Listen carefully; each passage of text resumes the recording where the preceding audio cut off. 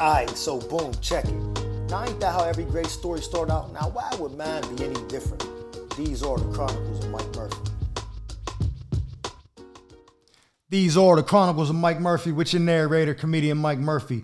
So in this episode, man, we going back to 2016. Can't remember the month, but I'm back home in Pittsburgh and my homegirl reaches out to me. And she's like, yo, I need a big favor from you. Let me know if you could do it. Now, this is my homie, so she do a lot of shit for me. I'm like, yeah, what is it? Let me know. She said, I'm starting to bring artists to the city to do like appearances and stuff. Basically like a kind of like a promoter. She was like, the first person we got is Delicious. You know who that is? I want to be like, there's a bear shit in Woods. Yeah, I know who Delicious is. Flavor of Love. Yeah, you know what I'm saying? I know who she is. She's like, all right, that's the first person I'm bringing. She said, but I didn't realize in the contract that she requires like a black truck for car service. Like a lot of people would just want to ride from the airport. They don't care if it's Uber, rental, whatever. But she was on some bougie shit. She really thinks she like Beyonce or somebody demanding like black SUV with a driver. She was like, I called a couple places. The price is ridiculous because I waited till the last minute, et cetera, et cetera. Now at the time I had this Cadillac Escalade ESV Platinum. Black, clean, you know what I'm saying? Top of the line. So she's like, can you please pick her up? Wear a suit, all that. And I get fresh. So she was like, and I'll pay you. I'm like, all right, I got you. She done plenty of stuff for me, so I'm gonna do it. I get the truck detailed that day, everything. Cause Delicious ain't no celebrity, but part of me thinking that I might be able to beat if she think I'm handsome. You know what I'm saying? Like, that's how I'm thinking. You know, niggas be, our minds be way off track. Like, oh, she might be like, hey, driver, why don't you come back here? And, you know, something like that. That's how I'm thinking. So I get the whip detailed, everything. I get my suit out the cleaners. I'm fresh. I'm like 4 minutes away from the airport. And my homegirl called me freaking out, crying like, man, fuck that bitch. Don't pick her up. I'm so sick of this shit. She's basically so irate that I can't really make out what's going on. I'm like, yo, calm down. What's wrong? So what happened was her and the dude that she was dealing with, a nigga she shouldn't have been messing with. He had like a wife or a girlfriend or something. She like the little, you know, on his side joint or something. Just no business messing with this dude. That's who she was doing the shows with, was him. I guess wifey finds out, ain't feeling it, and instead of him just being like, oh, my bad, he's like, oh, fuck her, you know what I mean? Talk about my homegirl. So they go down to the venue, which is a spot called the Galaxy Lounge in Pittsburgh. Shout out to the Galaxy. They go down and they basically like, yo, don't let her in. She's banned. She come onto the premises, escort off, all that. Now my homegirl done put up half the cheese already to book the people and all this. So she's burnt. Like she can't even get her money back because they ain't letting her in the venue. So she's livid, understandably. You know what I mean? So she's telling me don't even pick her up because she's basically saying if I don't go get her, they not going to get their money because she's not going to show up. But two things. I felt bad because I was already right there. It's late at night. And I'm trying to see this bitch. So I'm like, yo, I'm already here. I'm going to just grab her. I'm going to drop her off. Then that's it. She's like, all right, whatever. So when we get to the airport, her and her manager, some dude named JD, they come out. I say, yo, I'm your driver. I said, but let me explain something. And I explained to her what I just explained to y'all.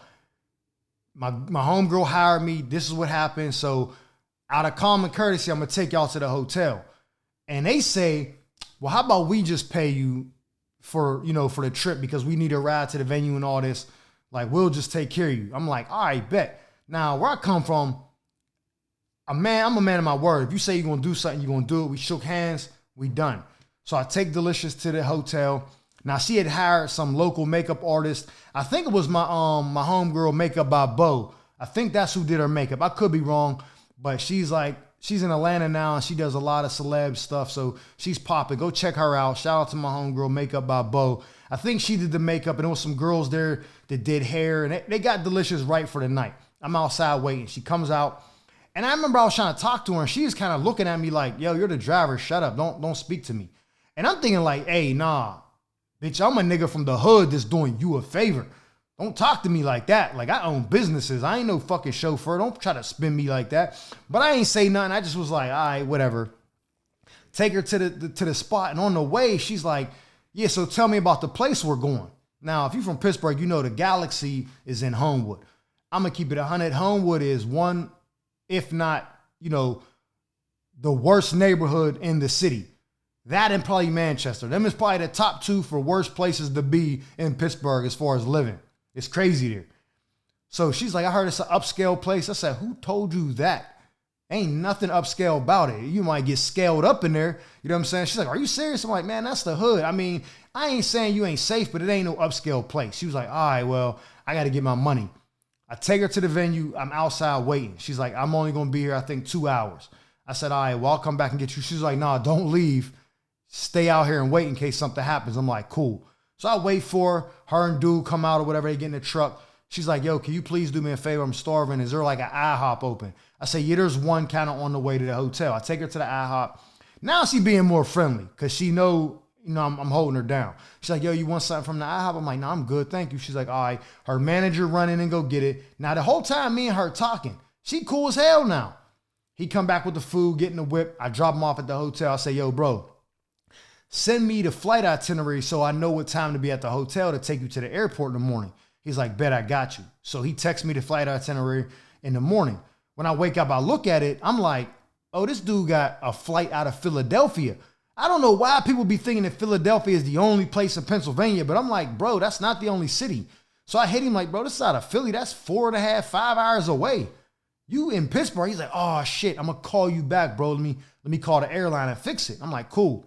He calls me back. He's like, yo, here's the new stuff. I got it adjusted. I'm like, all right, I need to be there at this time to pick you up. He's like, cool. Hey, quick question. I said, what's up? He said, is there a Sonic around you? I'm like the fast food place? He's like, yeah. I'm like, I mean, not really, but why? He was like, Delicious want 2 large cups of Sonic ice, just the ice. They got special ice and she needs it for the flight or whatever. I'm like, hey, bro, I'm going to give you the buck. That joint is like 30 minutes north, the opposite direction of the way I got to come to get you. He's like, bro, please just get the ice. Whatever it is, we'll take care of it. We'll compensate you, make it worth your time. I'm like, all right, bet. I ain't going to lie. I start feeling like a fuck boy. Like, they got me running to go get cups of ice from Sonic and shit. Like, I had to put the suit back on from the night before. I'm like, man, I don't like this shit.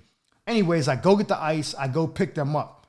Now, when they come out, she's doing one of them videos where he's recording her walk out through the little, the turnstile door. I'm like, come the fuck on, bitch. You kiss Flavor of Love. You ain't that bitch. Get the fuck in the whip. I'm irritated at this point. You know what I'm saying? I'm over her, the way she's acting. I open the door for her. I got a video. I might put it at the end of this. I'm opening the door for her. She get in with that boulder fat ass, gets in, sits down. I get in the whip. We drive into the airport. Now, she is behind me on the passenger side. So I keep glancing back, hoping I'm going to catch a little, maybe she got her legs open or something. I'm a pervert. I don't care. You know what I'm saying? And she's delicious. She ain't Steph Curry's wife. I'm not really showing her that type of respect like that. You know what I'm saying? Like, I know what you do for money. So I keep glancing back. And the one time I glance back, her manager's kind of leaning over and it looks like he's fucking with her skirt or whatever she had on, like he's doing something. I can't really tell because I'm focusing on the road. We get to the airport. When we get out, she just grabs her bags and just starts walking off. She don't say bye, thank you, nothing. I'm thinking like, hey, I don't like shit like that. You know what I'm saying? Like, be cordial. Have some fucking manners. Say thank you, whatever. Hey, have a nice day. Some shit like that. Like, I ain't like that shit. I ain't going to front.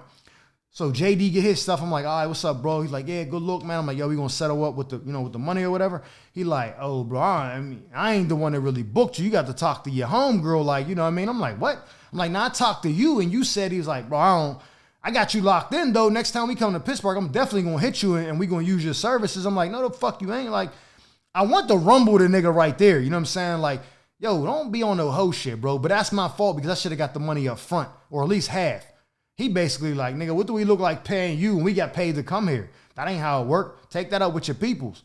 I'm like, okay, word. So they take off. I'm tight. I ain't gonna lie. And I felt like I got bitched a little bit. You know what I'm saying? Like, that's just how I felt.